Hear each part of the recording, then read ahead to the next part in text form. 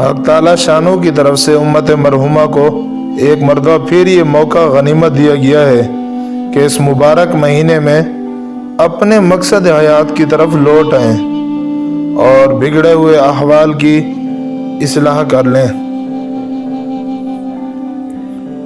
ہماری ملکی تاریخ میں اس کی نظیر نہیں ملتی۔ معیشت کی گتھی سلجھانے کی کوشش کی جاتی ہے تو وہ مزید الجھتی جا رہی ہے۔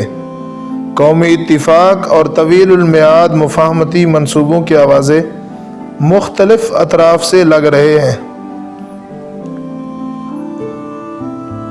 پوری امت عموماً اور وطن عزیز کے باشندگان خصوصاً اس وقت جن کربناک احوال سے گزر رہے ہیں، ہر صاحب بصیرت ان سے آگاہ بھی ہے اور فکر مند بھی، لیکن آزمائشیں ایسی ہمہ گیر اور فتنے اس تواتر سے ہیں کہ نام ہی نہیں لیا جا سکتا۔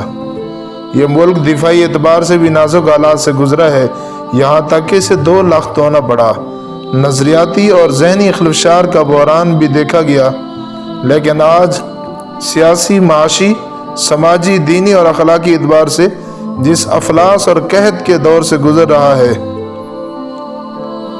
کہ حدیث شریف کے مصداق انتہائی زیرک، بردبار اور صاحب علم بھی حیران نظر آتا ہے۔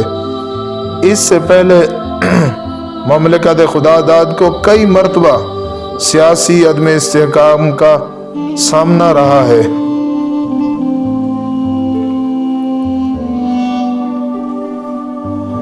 جو لوگ قرآن کریم نہیں پڑھے اور وہ قرآن کریم سیکھنے میں اور قرآن کریم سکھانے میں اپنے اوقات لگائیں۔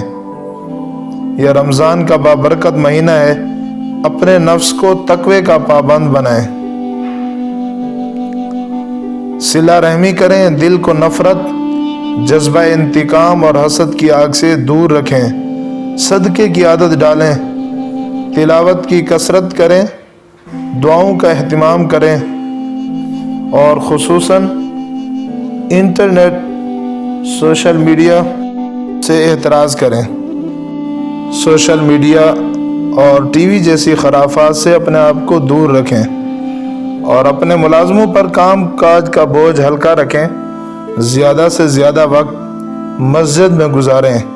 یہ رمضان المبارک پتہ نہیں اگلے سال نصیب ہو یا نہ ہو۔ 40 دن تکبیر اولیٰ کے ساتھ نماز ادا کرنے کی پابندی کریں تاکہ آپ کو بھی نفاق اور جہنم سے خلاصی کا تمغہ اور اعزاز مل سکے۔